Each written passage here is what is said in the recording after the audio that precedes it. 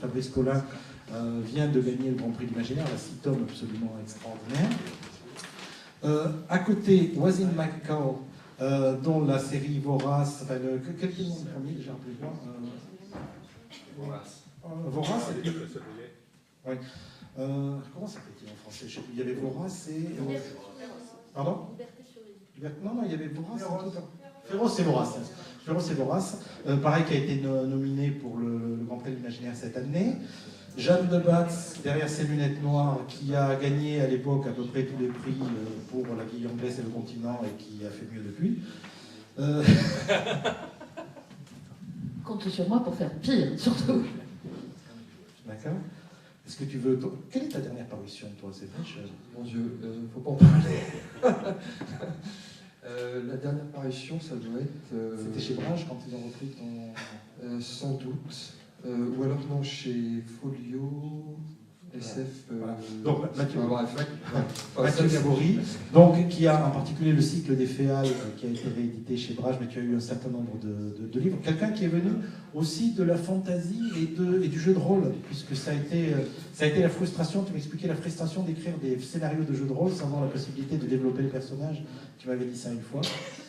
Et Ian MacDonald, qui a été le grand gagnant cette année du Grand Prix de l'Imaginaire pour le Fleuve des Dieux, River of Gods en anglais, et qui est un des livres justement qui illustre cette tendance que l'on appelle Retour vers le futur, qui est tout simplement le fait que depuis peu de temps, on voit des livres de science-fiction qui se situent dans un futur à la fois proche, c'est-à-dire 20 ans, moins de 20 ans quelquefois, donc un futur que vous allez connaître, et un futur qui est en rupture par rapport à ce qu'on connaît, quelque chose de très numérique, quelque chose avec un monde assez explosé, quelque chose dans lequel l'Inde, ou le Brésil chez McDonald's ou d'autres sont des endroits devenus assez étonnants. On a eu des précurseurs, puisque Serge Lehmann, ici présent, avait à l'époque fait sa série de Faust, dont on peut considérer que ça a été pratiquement le premier bouquin de Ian MacDonald français écrit de cette façon-là.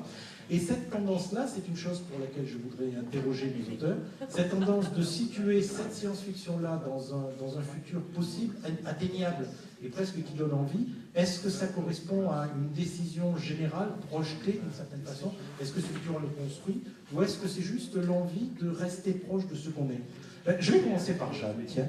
Toi qui as écrit un bouquin là-dedans, pourquoi est-ce que ce futur-là est situé si proche du nôtre et pourquoi est-ce qu'il te donne envie?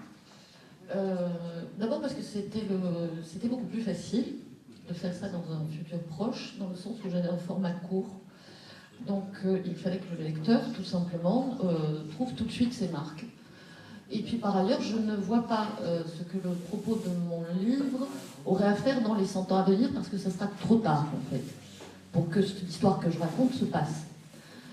On se retrouve dans ce que Serge a récemment, dans des conversations récentes, a appelé la parachronie, c'est-à-dire un presque présent, un futur qui est sur nos pieds et qui va nous tomber sur la tête. Voilà.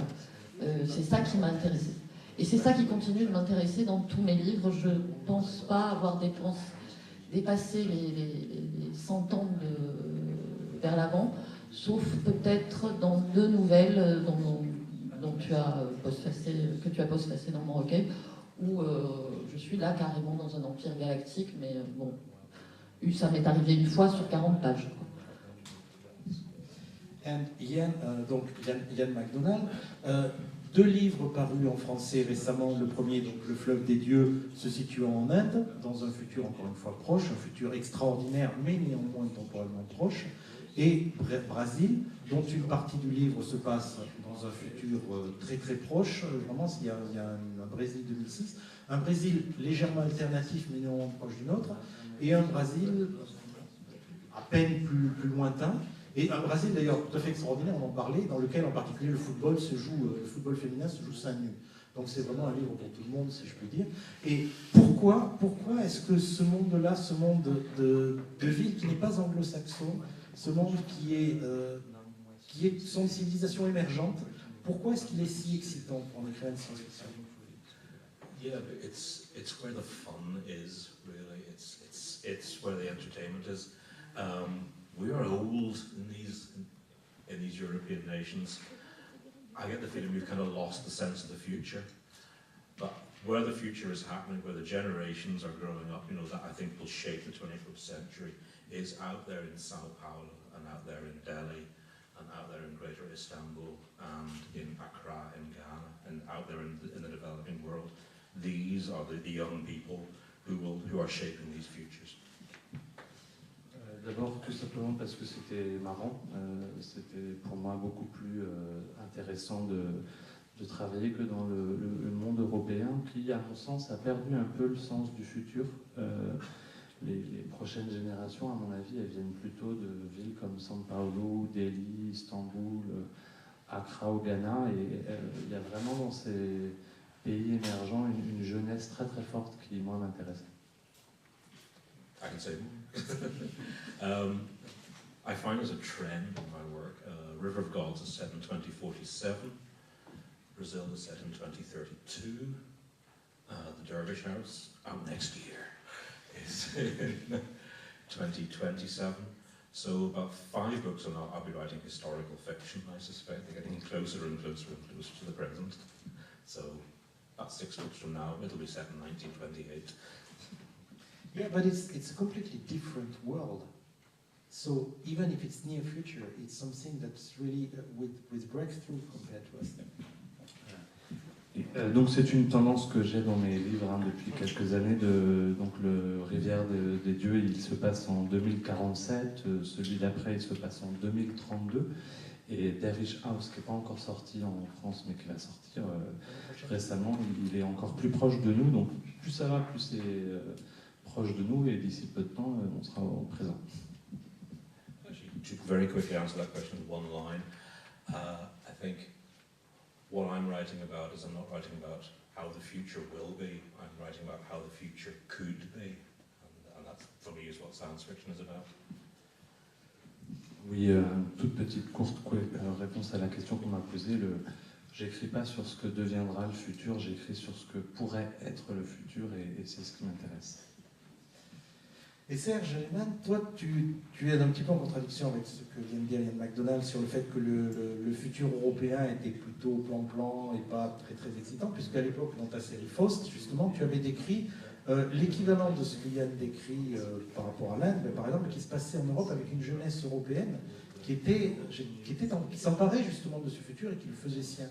Donc le futur était quelque chose que la génération européenne construisait. Et est-ce que 20 ans après, parce que c'est pratiquement 20 ans après maintenant, est-ce que tu as changé d'avis 15 ans, est-ce que tu as l'impression que c'est toujours une idée valide?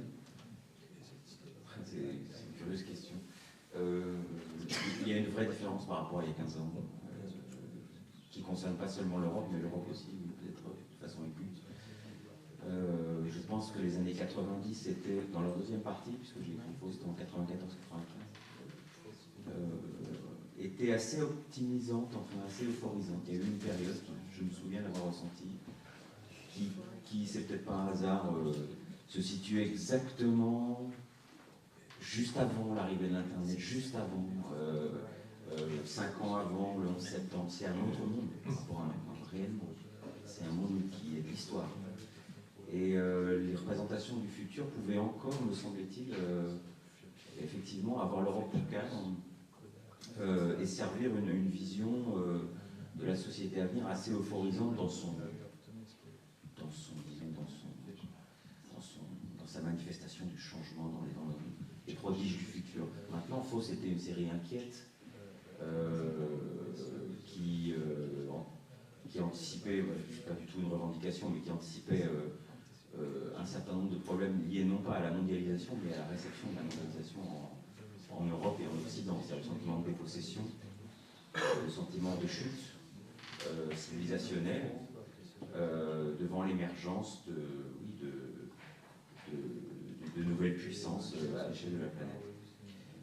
Je reviens un instant au-delà même de cette histoire de Faust sur ce qu'a dit Yann tout à l'heure, parce que c'est intéressant, et ça, Yann MacDonald, c'est intéressant sur le thème du débat.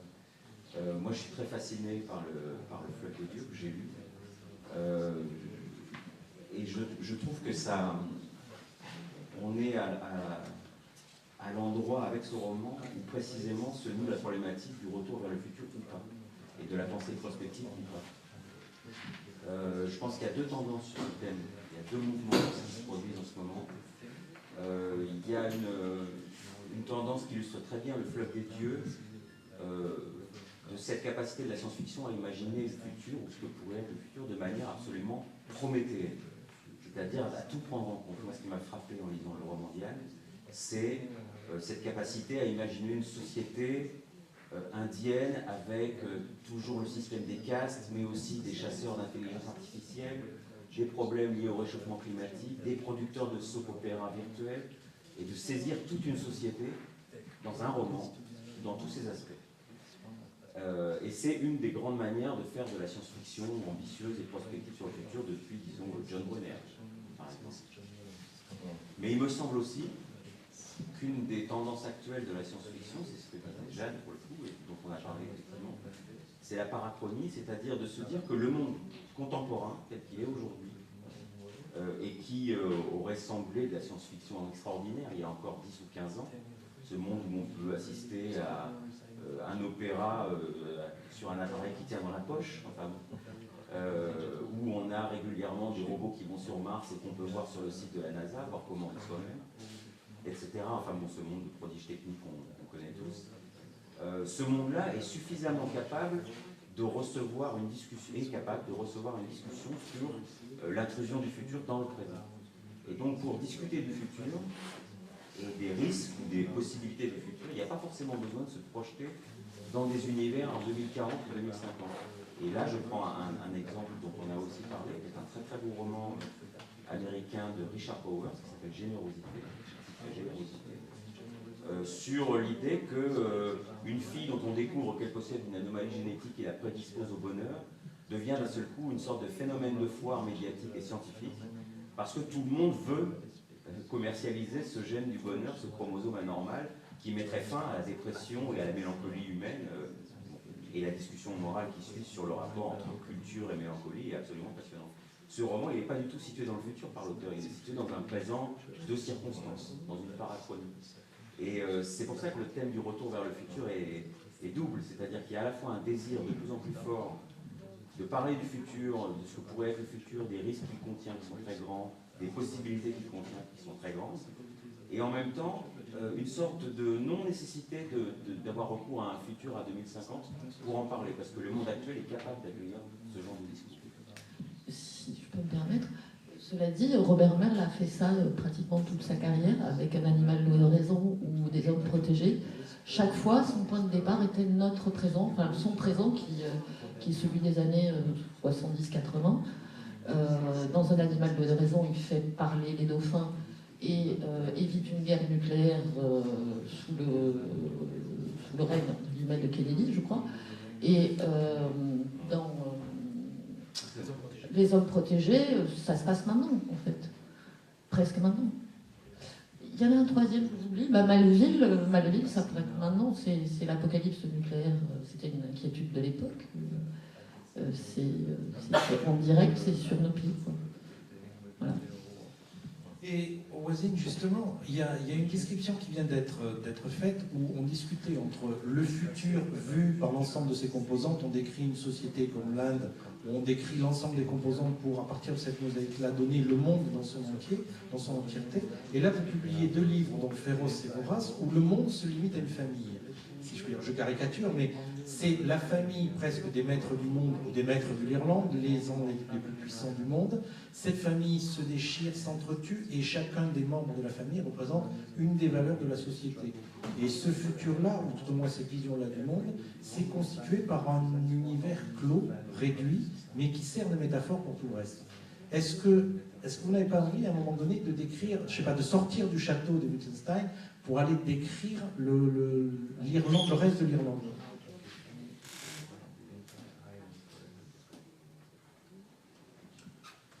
Yes. and I do in the third book. The idea of the family, it is very introvert family, and they see the world as revolving around them, and as it is. I don't know if you could call it a view of the future because it is set in the past, so it is very much a science fiction story. But in the third book, each book takes a slightly wider view. So, and both in terms of the characters and the story, but also geographically, it goes further afield. So by the time you reach the third book, it starts off near America and works its way back to Ireland. And in some ways, it actually comes full circle.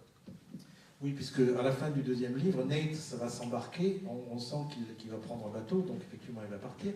Mais justement, cette vision du futur que vous décrivez à partir de la famille, ses valeurs et la manière dont ces valeurs se propagent, se transforme en « je vais à la rencontre du monde parce que les valeurs de ma famille ne me suffisent plus ».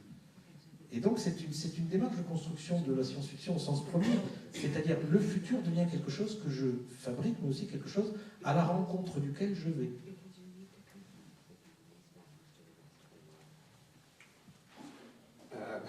It's a long question. Sorry about that. That's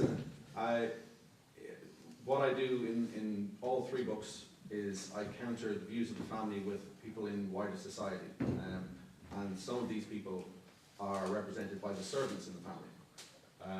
So that you see from their point of view how these people are regarded by wider society. And you also get the point of view of the family. The family see themselves as being, as I said, the centre of the world. And it's only when you see somebody else's point of view, and at one point, a character asks of the family, you know, what do they do with this money? Why do they need 100 people in their house to serve them? What is it that they do? And the answer is whatever they want to do, whenever they want to do it. So there is an outer view of the family, but it is through. Sometimes it's best served by showing the servant's view of that family. So they have a very intimate view at the same time as being very separate from them. That's two pieces to be translated. Oui, alors effectivement, dans le troisième livre, je sors de la famille. Enfin, ma famille, elle est composée de personnages complètement introvertis et ils voient le monde comme tournant autour d'eux. Dans le troisième livre, la vision s'élargit puisque je commence en Amérique et je les fais revenir en Irlande. Oui, vous avez raison. Dans les trois livres, je confronte les valeurs des membres de cette famille à d'autres points de vue. Et le moyen privilégié pour moi de faire ça, c'est de passer par les domestiques. Parce que la domesticité, ils sont à la fois très très proches, mais en même temps, ils ont des valeurs différentes. Et voilà. So, and just to go back to some of the things the other speakers were talking about, I think there's a real appetite for nostalgic science fiction. People like things to be more grounded. We've gone through a phase of science fiction where everything is almost magical.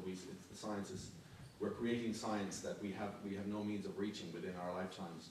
And at the same time, we are living in a science fiction world. We are living with phones that can connect to the internet. We're living with cheap air travel. We're living with cars.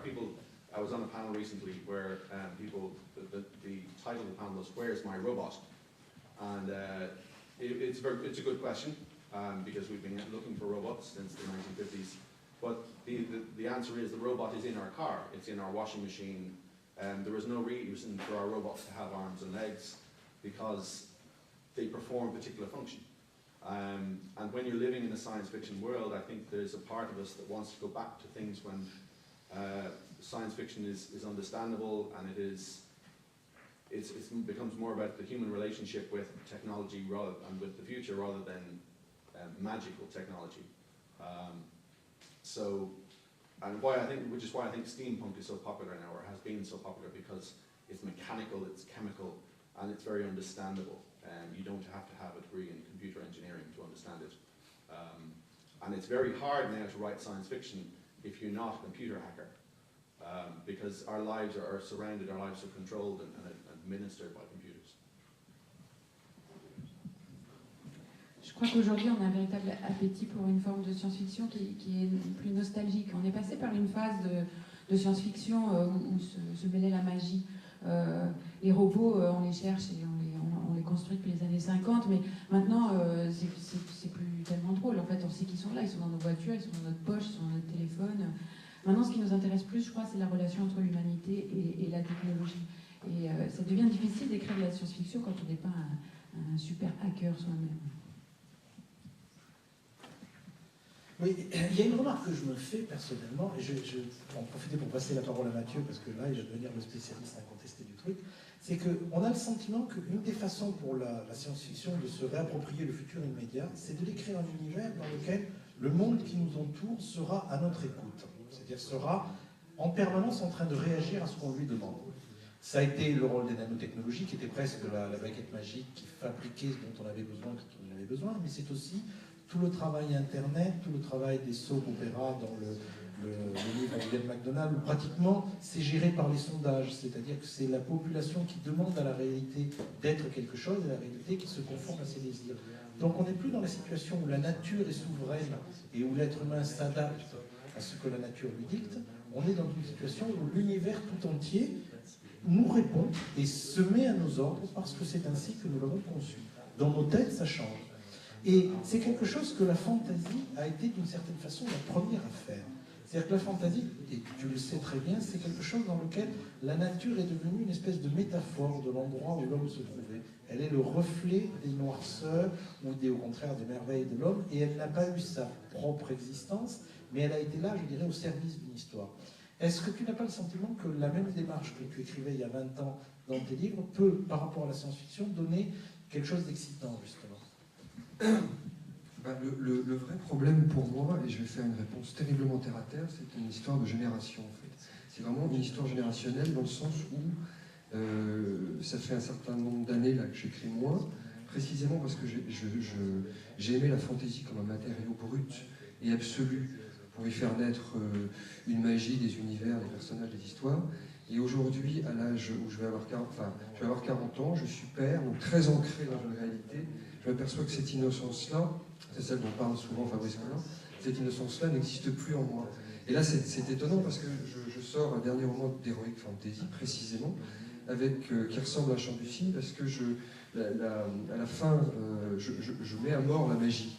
Et c'est là-dedans que je m'y retrouve. C'est-à-dire que moi, je suis mal placé dans ce débat parce que je n'ai pas écrit précisément sur une anticipation et un futur très proche, mais c'est précisément ce à quoi je vais et ce qui me motive profondément aujourd'hui.